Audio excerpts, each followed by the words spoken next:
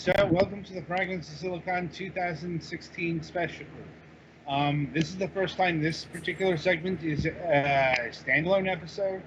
Usually it's a topic of discussion, but we just couldn't fit it into the regular show. Important things happened near the end of last season, so... Yeah, and we didn't do it during the holiday break because we were on break. Mhm. And when we go on break, we go on break. Yeah. None of the, so, and the past 2 weeks have been busy with getting things set up for the new season, the new apparatus. Like the Switch stuff broke this a couple of days ago. It's already mid-January, so it's time to get going. It was like now or never because we had an opening right here. Only one game to review this week, so here we are. Right, so 2016 was terrible and awful for a variety of reasons, but we're not here to talk about that. Yeah, that's going to be for MSP. If we, if we talk about that, with MSP, nothing is certain. Yeah, God, like, no. like MSP. We'll talk about that at the end of this episode. Anyway, so let's see. When it comes to Fragments of Silicon, 2016 was a pretty. It was there, like since we had some good interviews. Had a lot of great interviews. Though, really, if there's anything that defined 2016 for the show, it was games. 2016. This is the year that regular game reviews became our modern day review schedule became a thing, which is 1 to 2 extended roundtable reviews per week. Mostly out of obligation, but not always, to a various publisher or developer. Not always on a entity that has appeared on our show. Last week's game, Beholder, was from a developer and a publisher that have never been on our program. To cite one example. But oftentimes they are. And looks like we reviewed 67 games. Yeah. And I think we played 68 because we did not review Oxenfree. Oxenfree was a game that was the last game gifted to us for interview purposes. It's like, before we did regular reviews, we would often get games for the purposes of interview research. But now that's kind of decided to review the ones that we get for that purpose. Yeah. Well, it's because we started getting games for the express purposes of reviewing, and we didn't have a review policy in place. But that changed that really formally changed in 2014. Right. Was it? Yeah, it was 2014 was Shovel Knight. Then formalized with more games along the way, and now we've apparently tackled 67 games for the show, and some were good, some were bad. The best and worst, our best and worst of 2016 isn't going to look like anyone else's because we only do games we do for the show on here. Yeah, my personal best and worst games of the year. Well, my personal best games of the year would include several ones that we did not play for the show, including like Pokemon Sun and Moon. But I usually would because, like I said, when it comes to playing new games, if it's not for the show, I usually don't bother. Anyway, so let's get into it. Best, worst. Yeah, because usually we have a consensus, but this year we were all kind of split. Yeah. So for the best games of the year, we'll do top 3. Maybe actually, let's do top 5. Oh, 5. I need to pull up the list then. Yeah. Right. So my game of the year for 2016 is Rabby Ribby. Like, it's like Rabby Ribby. If you haven't seen Naka's Let's Play on the game, you're lucky. I wouldn't recommend it. Yeah, the problem with Naka is he wants to try and play it like he plays Super Metroid. Yeah, it's a good game, but he was playing it in a way that is probably a perfectly fine way to play the game after you've played through it 2 or 3 times and know the way around. Yeah, it's like Naka was sequence breaking on his first run, like, and he was wondering why he was getting his ass kicked. Like, when you go into the more difficult areas, it's gonna get harder. And it's like, and I knew the problem was he didn't really get the game until that one boss. Because Rabby Ribby even in the world of Metroidvanias is very unique because it's got all the typical genre trapping, but it's also a bullet hell kind of platform. The boss encounters play out more like, say, Toho than Super Metroid. Mega Mari has like exactly the same kind of boss fights. Right. This is a very Dojin way of building a game, by the way. Yeah. And it's a cool thing because it just requires a shift in thinking when you get into a boss fight because the boss fights work very differently than everything else. Right, but what I'm saying is let Naka serve as the example. When you go into this game, don't go in thinking like Castlevania or Metroid. You got to think Ikaruga. Yeah, you can think Castlevania and Metroid for exploring the areas, but when you're dealing with actual fighting... Yeah, and you can sequence break, but when you have your entire comment section pleading with you just to go about the game normally... Yeah. It's like... That's another thing. This is a game that is designed to not so much have a lot of sequence breaking, so much as to have... The sequence in Rabby Ribby that it gives you is the most bare of suggestions. Right. Actually, I would compare it possibly to like Metroid Zero Mission, where it says, hey, if you go to this area, you'll be able to do something that lets you advance. But if you don't go to that area, you can go somewhere completely different and find other ways to advance. Unlike with Metroid Fusion, where if you don't go the proper sequence, A, won't let you, or B, you'll soft lock the game. I wasn't aware of anything that soft locked it, but there may be. In Fusion, if you try to go past one of the barriers, best case you'll get a message saying just to go back. Worst case, you'll just lock it up the game. Yeah. So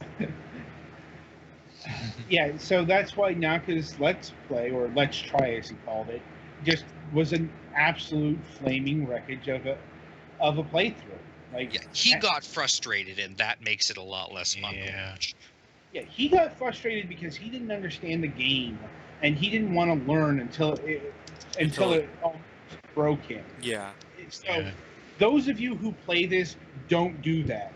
I think Naka's went on record saying that if he ever decides to redo Let's Plays, that'd be one of the ones he would redo, for obvious reasons.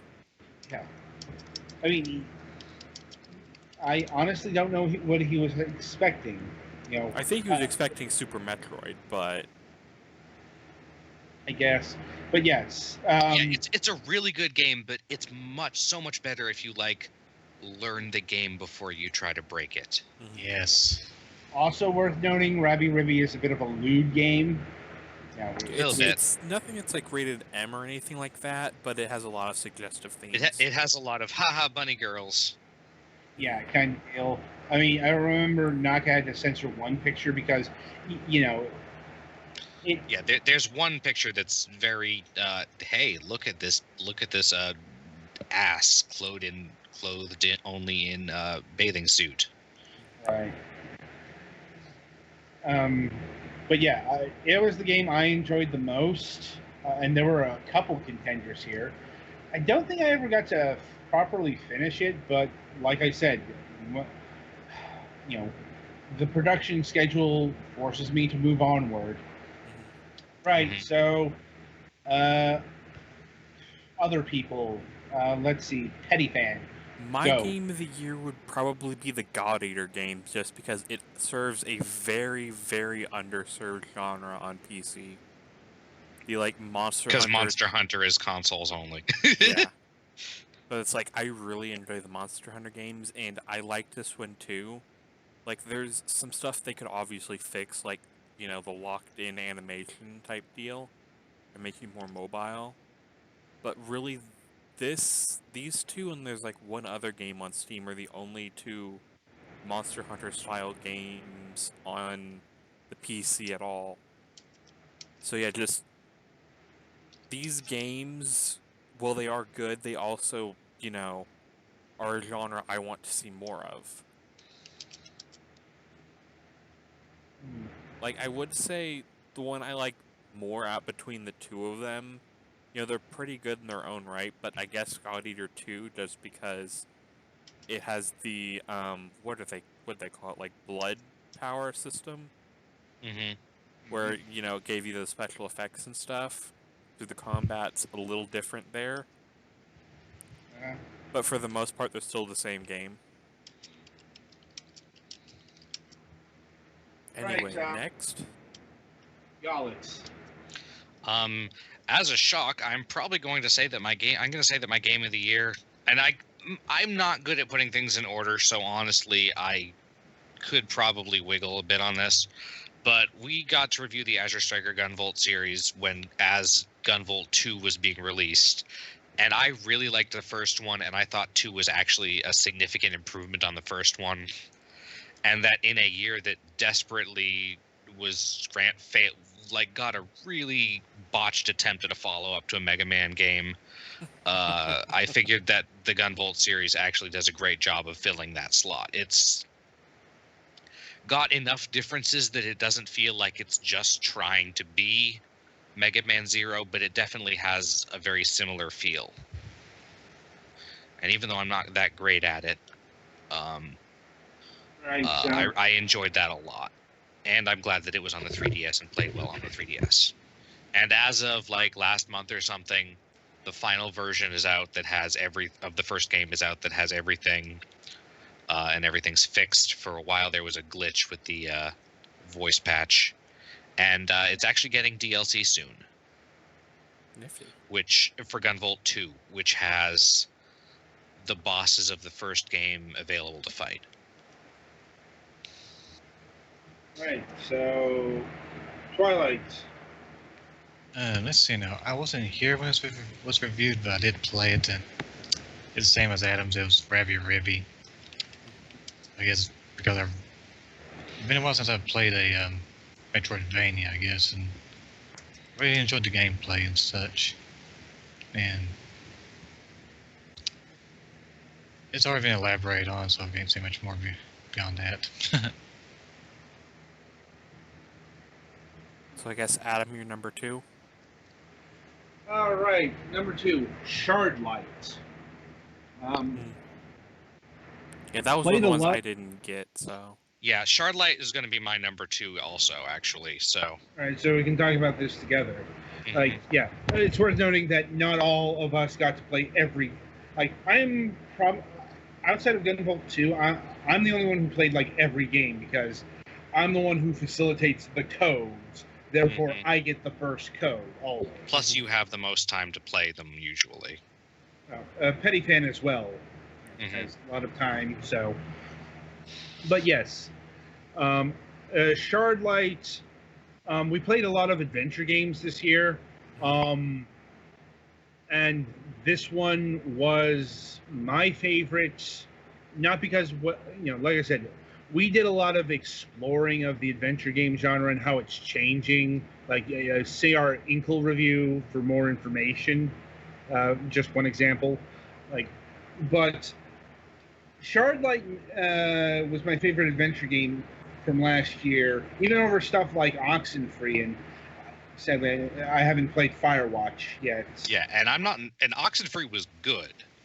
Yes. But Shardlight, I think, really,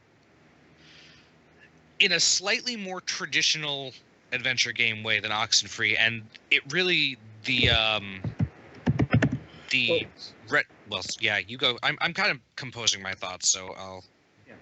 Well, the Shardlight is an adventure game from our friends over at Wajidai.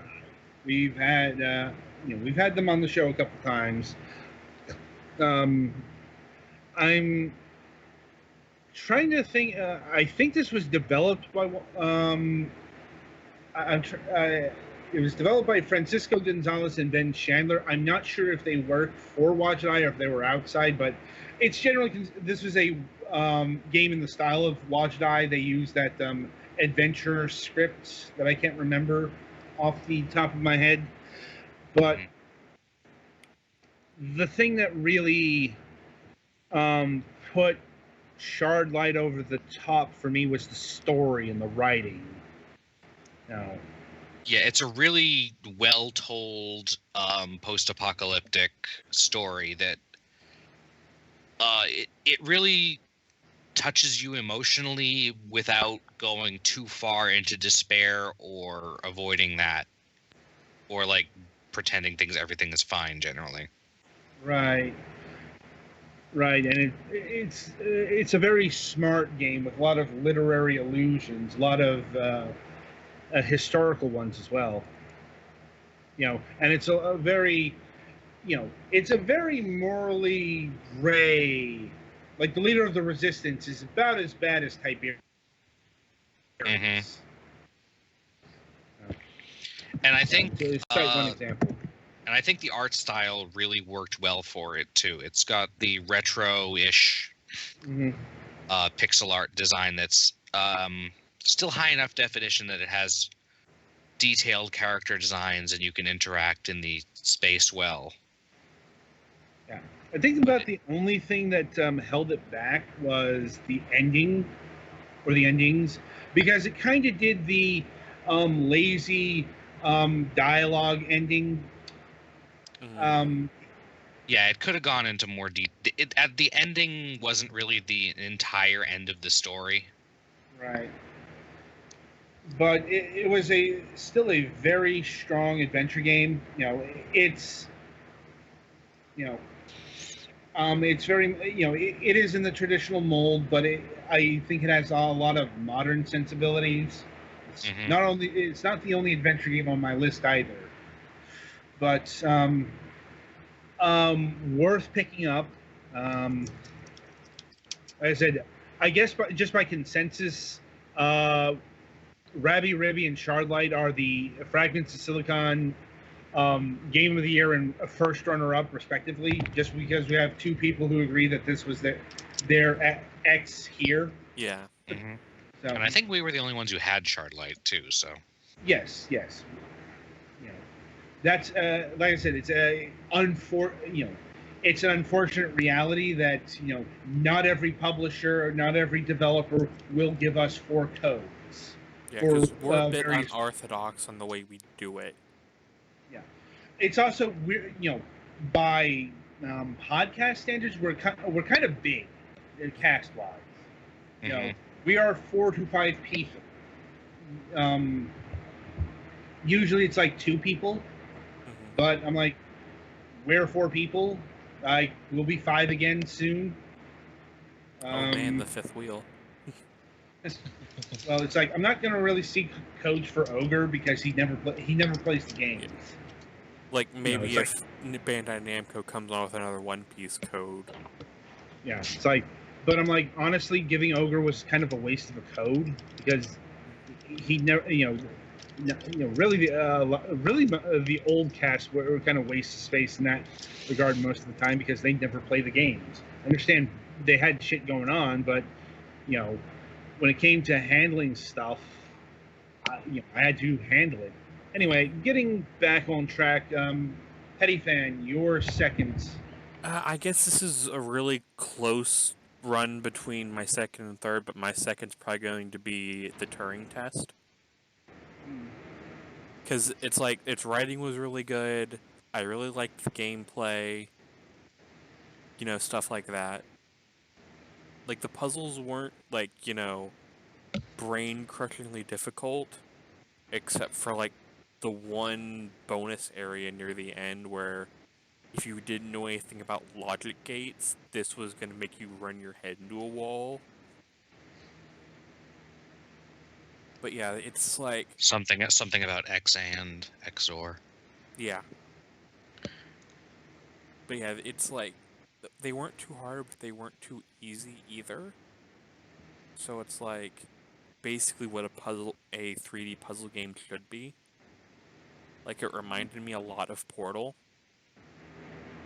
but for different reasons. Right. Anyway. Oh wait, what? I wasn't that high on the Turing test, if only because I thought there was a lack of variety and a lack of replayability. Like once you it only got really interesting and dynamic in the bonus sections. Yeah. Like I felt it was a good first effort, but some refinements.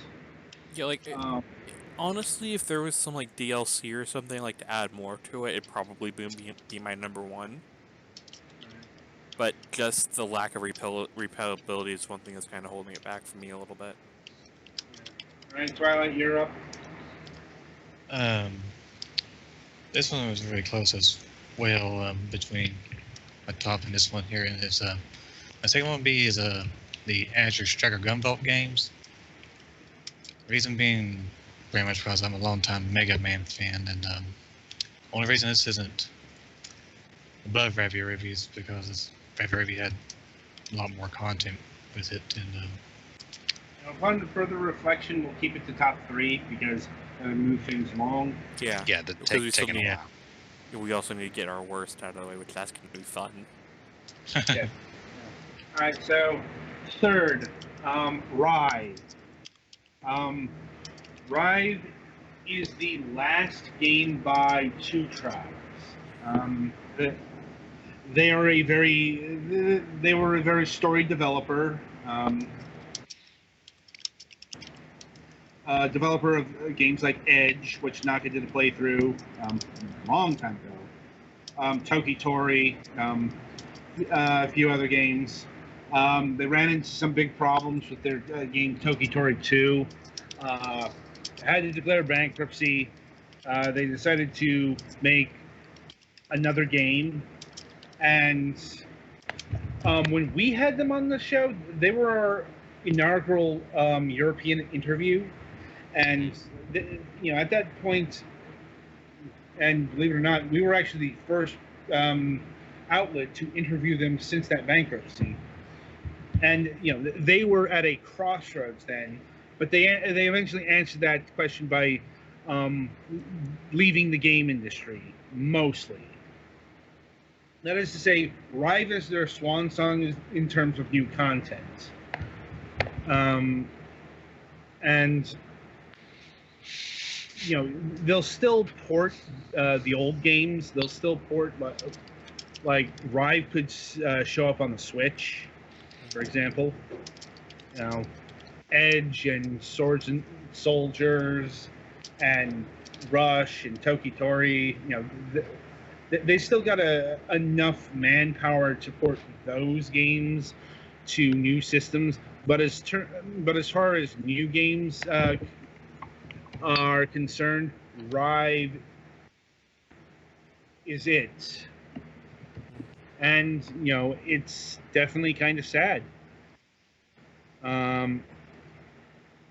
Anyway, as far as what Rive is, its full name is Rive Rec Hack Die Retry. Mm-hmm. Which is a full name that was added fairly late in development.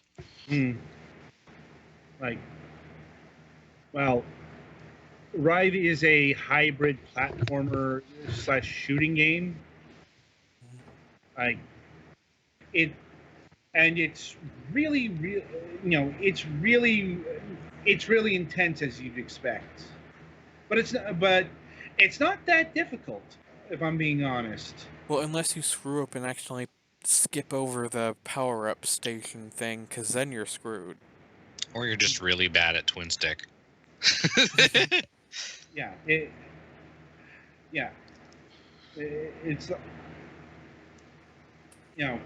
it's not a long game either. I think I completed in about 8 hours, like, Mm. and I I really liked everything about it. The music, the aesthetic, the gameplay, all working on very good cylinders. And unfortunately, I think Rye was kind of overlooked. Mm. I mean, this is an increasing story in the industry, unfortunately. Yeah. So I could not begrudge Two Tribes' decision to leave.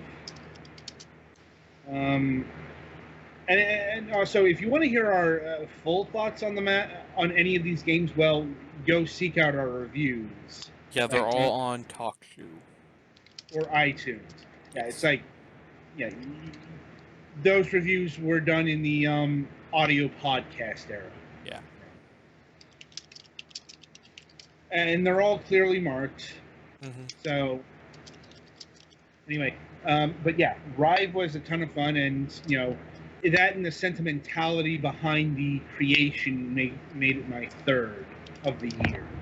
All right, Petty Fan, yours. Tumblestone.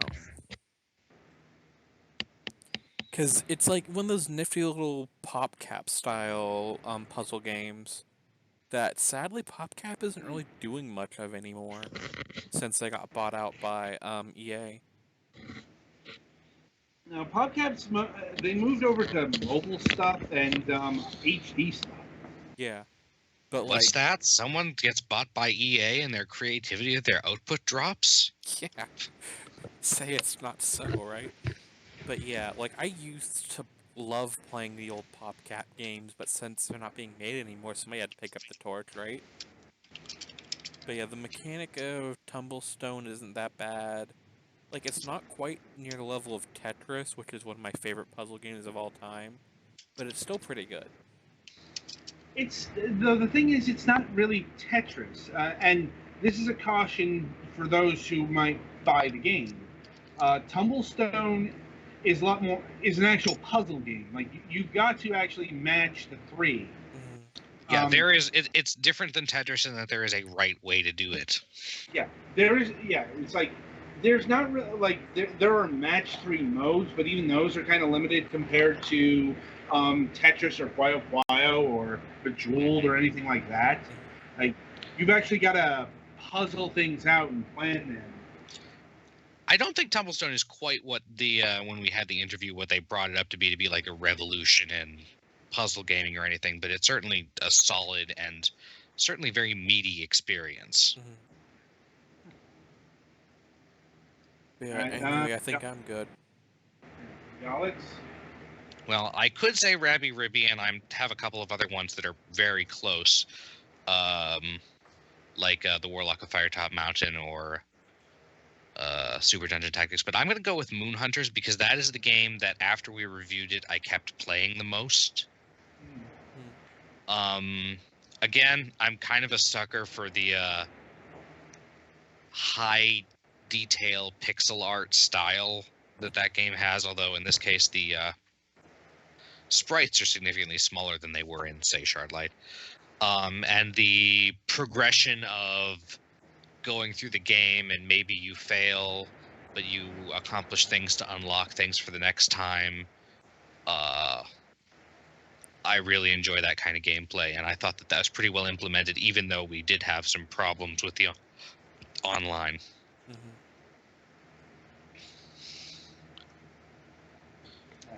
All right, Twilight? I'd say House of Fata Morgana was my third favorite. That was another good one. That was as a Probably the best visual novel I novel. played this year. Mm-hmm. Yeah, I really like the mystery and intrigue of the game, the house itself, and the characters' pasts that you explore. And we did do a lot of visual novels. Yeah, and we have a Yeah, lot yeah. more slated. Yeah, I kind of have I feel a little bit bad because I don't really rate visual novels as well as a lot of other games, in spite of the fact that we played quite a few pretty good ones. Yeah, well, I'm also not a big fan of visual novels, but that's just a me thing. They're not my favorite genre. Well, I'm done with that. So I guess now we go into the worst. Yes. The shit Alright. show of Okay. 2016. This will be harder for me. Oh, I think we know our number one here. Adam, care to Worst take it game? away? Worst game goes to Cornerstone. Yep. Cornerstone, the Song of Tiram. Yeah. I'm Yeah, like, that just seemed incomplete. Extremely. like, okay, so Cornerstone is what happens when you have a two-man development team handle a big-ass Unity 3D project. And they're not experienced with Unity. Yeah, I'm like, we had them on our show, and they're nice guys, but You needed Yeah, a I third party to appreciate- come look I at your game. Yeah, I appreciate the aesthetic that game was going Yeah. for, but it was a really not God. good execution. The of, word Yes. broken might actually be an understatement here. that was pretty much the epitome of what a bad Unity project. Like, well, it wasn't an asset flip. Yeah. no, It was better than that. but it's like it was bad. It was poorly optimized. Like, physics were wonky. Oh, Triggers like, wouldn't activate, stuff like that. Yeah, it Yeah. felt like it needed like another couple people that knew how to program better. Or at least to someone to like proofread it who was versed in Unity. yes. Yeah, it's just something to make the idea into a better realization of the idea instead of a really kind of shoddily crafted game. Yeah, it was bad. Like, I think I played about 2 hours before. I think I put about stop. 5 in, and I regret all 5 of that. All right. Anyone have a worse game than this that they wish to mention? Well, I don't have I never- anything worse. well, I never did play it, so I can't So say. we move on to number 2 on the list. For me, it's Mega Magic. Yeah, that one. It had so much potential, and it just Yeah, that's dropped also the an ball incomplete game. hard. To me, it On the wasn't other hand, really incomplete. It was more just the way the story was going in the combat. Well, it was for also me, literally not what they wanted it to be. It was a failed Kickstarter that the game came out anyway, which is something at least. well, and for me, it was because this game caused me physical pain. You could not rebind keys here, and playing it with trying to play it my usual way just didn't work. Like, my hands cramped up in about 30 minutes, like, to the point where I couldn't play the game anymore. You know, it's like, and they never fixed the key binding issue. Right. Never. I'm like, I don't know what's up with that, although, again, I'm sure they didn't have that much money to spend on time working on it, so. Mega Magic would be lower on mine if it wasn't a Kickstarter that I was really hoping would succeed, and I saw that it didn't. Right. So, any other mentions for seconds? My Honor- second is actually Trillion, God of Destruction. Trillion is my third. Actually, no. Sombrero is. Well, yeah, you have a bone to pick with Sombrero that we're gonna get to. Yeah, we'll stick with Trillion because I kind of want to end this. Yeah, Mhm. because Trillion was. Yeah, we'll say Trillion was our third worst game of the year because Oh I'll, boy. I'll throw in Militant. Yeah, Militant was also bad. And that's probably my third worst. My But yeah, second worst was Dead Age, just for the disappointment and frustration. yeah, but like Trillion, I literally got confused in the first like little second and just said screw it because they did not explain well what you were supposed to do. So Mhm. Trillion had a very interesting premise. Yeah. I'm like, because it's built around the like a boss literally called Trillion, who has a trillion hit points, and you know the entire game is centered around bringing this thing down, bit by bit, piece by piece, before it can devour the entire underworld. You know, Yeah, that's concept. Yeah, conceptually it's kind of interesting, but in execution it's terrible. Yeah. it's like Like this one, I would have rather seen it be like some sort of 2D action game or something like that, instead of this bastardized RPG dating simulator thing almost. hmm yeah. And let's talk about the dating sim aspect of this. Or okay, so Compile Heart and Idea Factory are pretty bad with this in general. I mean, I won't lie. In that they really like putting it in things. Yeah, like you know, but this was like them at their creepiest. Yeah, my creep door went ding ding ding. Like It's you know, it's worse like archetypes. yeah, and I'm just like that super moe style and Yeah, the- it was like it- seriously, if Tyrion or if Cornerstone wasn't so It's- broken, this would probably be our top worst. it's made worse by the fact that your protagonist character is an older like is the overfiend of the underworld, and thus at least in the Mugen Souls games, everyone seemed like age appropriate. Yeah. What I'm getting at here, yeah, it's like the creepy the creepy pedo vibes were here. Mm-hmm. And apparently we didn't get into the game too much, but apparently the game kept getting worse and worse. Like the final encounter is almost unwinnable. This is what I've been told online. I don't know. Mm-hmm. I didn't.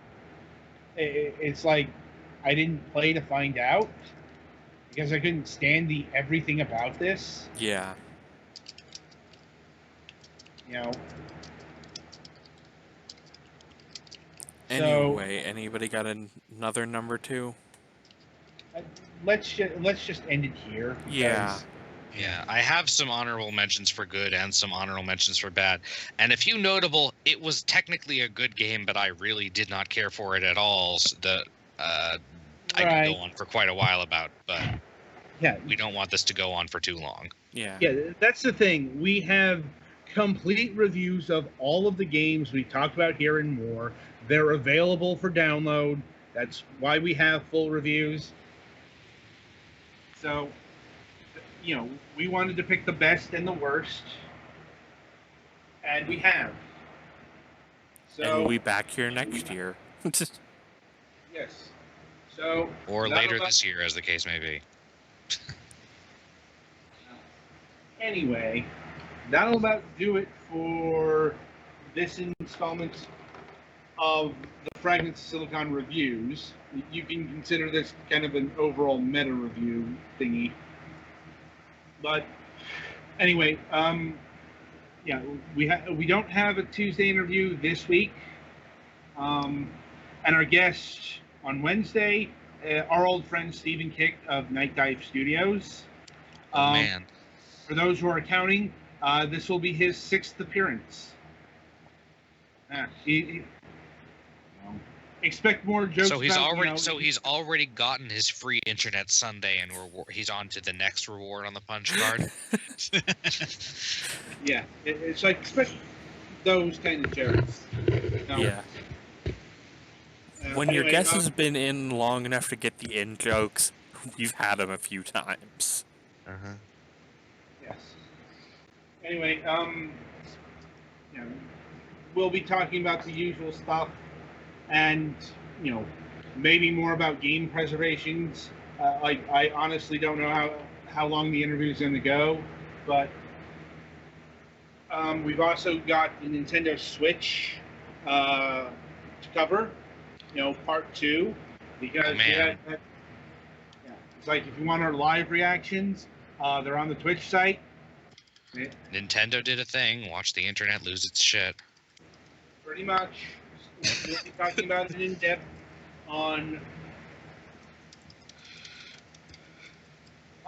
Wednesday, and yeah, I think we'll have a lot to say. So also, MSP is supposed to return on Wednesday. But we haven't heard anything from Mac in most of a week, so who knows? Maybe he was kidnapped by pirates. Yeah, I'm like, I don't know what the plan outline is for MSP this week. Other than the show is supposed to move to YouTube. Unfortunately, we don't have a show between here and our next broadcast to fill you in on such details. So, and the plan is for it to have a guest if it happens, and the guest has said yes, and Mac exists.